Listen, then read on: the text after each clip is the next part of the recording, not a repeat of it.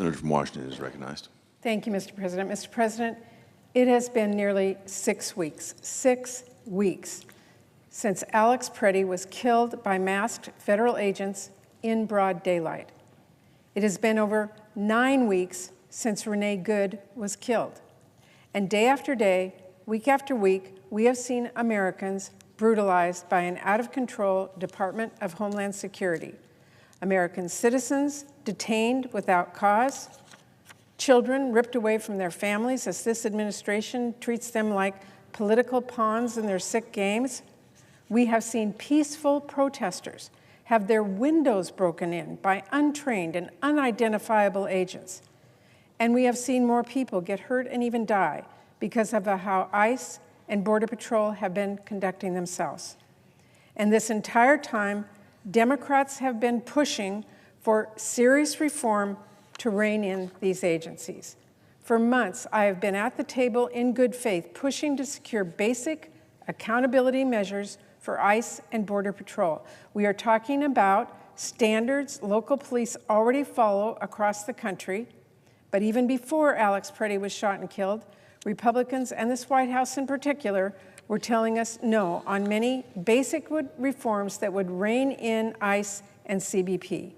We pushed for common sense steps to make sure that poorly trained agents and officers do not trample the basic rights of American citizens and kill them for no reason. And we pushed for steps to prevent these rogue agencies from hiding the facts from the public and sweeping everything under the rug. But my colleagues across the aisle came back to us and said, sorry, we cannot agree to those. Sometimes my Republican colleagues were willing to take one modest step or another, which I appreciated, only to have to come back and say the White House was not willing to do that and they had to hold the line. Or worse, they backtracked on measures we had agreed to because of fears of what the White House would think. And now, here we find ourselves, nearly 6 weeks after Alex Preddy's brutal killing, and Republicans so far have continued to refuse to join us to pass any common sense reforms to prevent more Americans from being hurt or even killed by masked federal agents. As I have said many times, we are not asking for the moon. We are asking for basic steps to protect Americans' constitutional rights and their safety. There is nothing new or controversial about body cameras or requiring identification be displayed. There is nothing extreme about insisting that ICE and Border Patrol follow the same standards as everyone else when it comes to use of force or needing a warrant before smashing in someone's door and dragging them away. These are common sense, and they are overwhelmingly popular. This is what the American people are demanding. But Republicans have decided they would rather shut down DHS than work with us to rein in these rogue agencies. Republicans know full well Democrats do want to ensure that TSA and CISA and FEMA and other important agencies are funded. What Democrats have a problem with is funding rogue agencies that are actively violating court orders and our civil rights and putting Americans' safety at risk. We cannot, we will not cut a blank check funding without reforms for ICE and Border Patrol. But if Republicans keep dragging their feet on those basic reforms we're asking for to protect people from those rogue federal agencies, then we should at least make sure that TSA agents get paid and FEMA is fully funded while those negotiations continue. TSA agents should not go without pay because Republicans refuse to agree to common sense reforms instead of cutting another blank check for Kristi Noem and Stephen Miller to terrorize Americans. So yes, let's pay our Coast Guard and our TSA agents. Let's replenish the disaster relief fund and support other work that we overwhelmingly all agree on. I have a bill that I will offer in a moment that will do that, and we can pass it right now while pressing ahead with negotiations on ICE and Border Patrol to get basic reforms and accountability the American people want. All week, I have heard my colleagues on the other side of the aisle loudly say funding for DHS could not be more important in this moment. They have argued the instability this president has unleashed with his reckless war in Iran means Democrats must now fund DHS, including ICE, with no reforms at all. Now, there are some obvious problems with that argument, like the bizarre notion that because Trump started a reckless war with Iran, Democrats now must run and rush and cut an ICE blank check. Or the fact that the biggest threat to cyber and counterterrorism work at DHS seems to be Kristi Noem, who, by the way, over the last year has gutted CISA and has taken folks off the terrorism beat to deport farm workers with no criminal history. Well, put all that aside, I completely agree we should fund our Cyber Defense Agency and FEMA and TSA.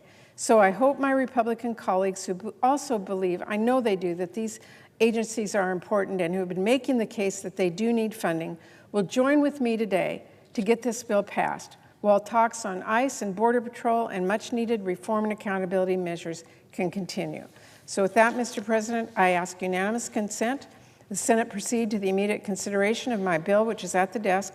The bill be considered, read 3 times, and passed, and the motion to reconsider be considered, made, and laid upon the table. Senator from Alabama is recognized. Reserving the right to object, I'd like a moment to respond to my colleague from Washington. Democrats claim they are no longer for open borders, yet they're now proposing to actually defund border security. Their proposal completely defunds the Customs and Border Protection, including Border Patrol. Now, year over year, fentanyl deaths are down 24% when you take overdoses of drug and fentanyl deaths, down 24% because of the good work of CBP. But you want to defund that. Why? Well, during the Biden administration, we hit a record high of overdoses. And do you know what the American people said? They said, no more. No more. We're sick of the failed Biden border policies. We expect the people who are elected to represent us to actually do that. And there are moms and dads that are sitting around their kitchen table, Mr. President, with a child who would not be here but for the courageous acts of CBP. But Democrats today say they want to defund that. Additionally, Mr. President, Democrats claim they are no longer the party of defund police. But yet today, they actually came here and asked to defund our law enforcement officers. Our law enforcement officers that do a multitude of things. Mr. President, they're asking to defund HSI today. Now, I heard the minority leader give a few remarks earlier, which I was glad to see him down here, and he talked about the need to protect children. I wish that the other side of the aisle had that level of conviction over the last 4 years of the Biden administration, when we lost over 500,000 kids to Joe Biden's failed border policies, on which this side of the aisle said nothing can be done with it unless we pass a law. There are no reforms that can stop this flow of border. There are no reforms that can get, they actually did away with the DNA policy to make sure that those kids went to someone that they were related to. Well, do you know what you're defunding? You're defunding the agency that has found 145 of those lost children. And I agree with my colleague from Washington that children should matter. When you think about what HSI does, they go find child predators. Put this up. HSI is responsible for capturing these men. And today, you've all decided that that's not worth funding. We're no longer going to go after people who are child pornographers, child predators, sex traffickers, drug traffickers. The worst of the worst is who HSI has found and gotten rid of. But today the Democrats came and said, we're not going to fund it. You're defunding ERO personnel. who remove these transnational cartel members and violent criminals, and you're defunding CBP personnel. Look, it's very clear through their actions today, Mr. President, that they are still the party of open borders. They are still the party of defund the police, now actually more than ever. And you can't get more radical than that. That was actually rejected at the ballot box last November. But we know this couldn't come at a more dangerous time, Mr. President. We know when we saw what happened in Austin, there's an increased level of threat to our interior. And we know that in December 2025, that the director of National Counterterrorism Center testified that the U.S. had admitted over 18,000 known or suspected terrorists as part of Biden's parole program. So when you're looking at this, Mr. President, when you're looking at CBP, the fact in FY25 they got 4,800 known terrorists or terrorist suspects at the border. FY26, 3,950. We have work to do. We want to work with our colleagues on the other side of the aisle. We want to find a pathway forward. But it takes actually having conversations and working together to be able to do that. This is completely moving us in the wrong direction. It would endanger lives of our family and ultimately, Mr. President, the safety of our nation, and therefore I object. Since heard. Mr. President, unfortunately, what has become very clear is that Republicans would rather keep the entire DHS shut down than work with Democrats to prevent more Americans from being killed by masked agents. My Democratic colleagues and I have been very, very clear on the reforms we need. It is not a secret, and we have been pushing for them for weeks on end in good faith to finalize a DHS bill that funds TSA and FEMA while reining in ICE, and have now for months refused to agree to those basic reforms that we need to keep Americans safe. And they have said again and again that we need to fund FEMA and TSA and other key agencies. Well, I just tried to pass a bill that would make sure that those agencies are funded while talks on reforms and accountability measures for ICE and Border Patrol continue. So guess what? They blocked that too. Now, this is not complicated. Democrats want to get TSA officers paid and fund disaster relief. But we will not vote to help Republicans spend one more dime letting Stephen Miller terrorize our cities, and we will not vote to cut a blank check so that ICE can barge into Americans' homes without a warrant. We will not vote to allow ICE agents to continue wearing masks as they terrorize our communities and evade accountability. We need accountability for ICE and for Border Patrol.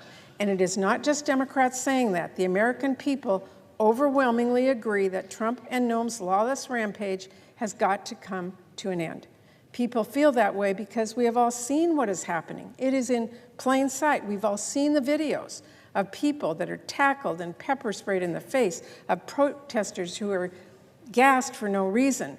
We've seen the horrific shootings of Renee Good and Alex Preddy, and we have seen Kristi Noem, ICE, and Border Patrol blatantly lie and slander people like Renee and Alex and Miramar Martinez by falsely calling them domestic terrorists. What we have not yet seen is accountability. That is what has got to end. No amount of Republican revotes on the same failed bill is going to change that. And while our bill to fund the Coast Guard and TSA and FEMA as negotiations continue was just objected to. So, Mr. President, I am ready at any time to pass that. It is the right thing to do. Instead of blocking bills to pay TSA agents or wasting time with dead-on-arrival legislation, I hope that Republicans will listen to what we are asking for, listen to what their constituents are asking for. We need to see ICE have accountability and work with us to pass those reforms in order to fund that full agency. With that, I want my colleagues, I will continue to work to get that done. Mr. President, Senator from Alabama is recognized. we would love to listen. That would be great. Because we passed a continuing resolution for 2 weeks, and to my knowledge, there were no conversations between elected Democrats and elected Republicans to try to find a pathway forward.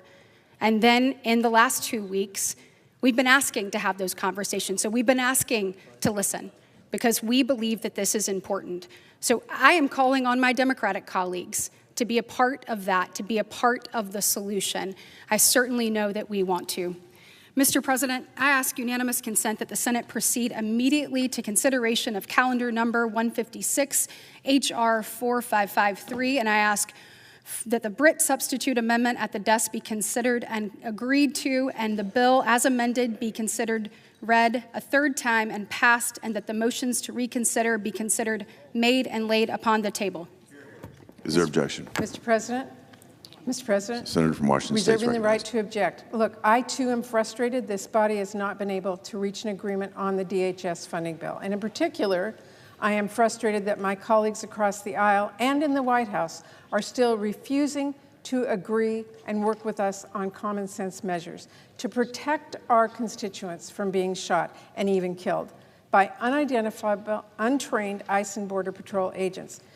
Democrats have been very clear on this for weeks. We want to fund FEMA and TSA, and we want to protect Americans from violence at the hands of rogue federal agencies. This is not complicated. We can and we must do both. But I've also been very clear about what we cannot do, which is cut another blank check for Kristi Noem to terrorize our communities. And unfortunately, that is what the bill from the junior senator from Alabama would do. It would kick the can down the road and give more money to ICE and Border Patrol to trample American rights.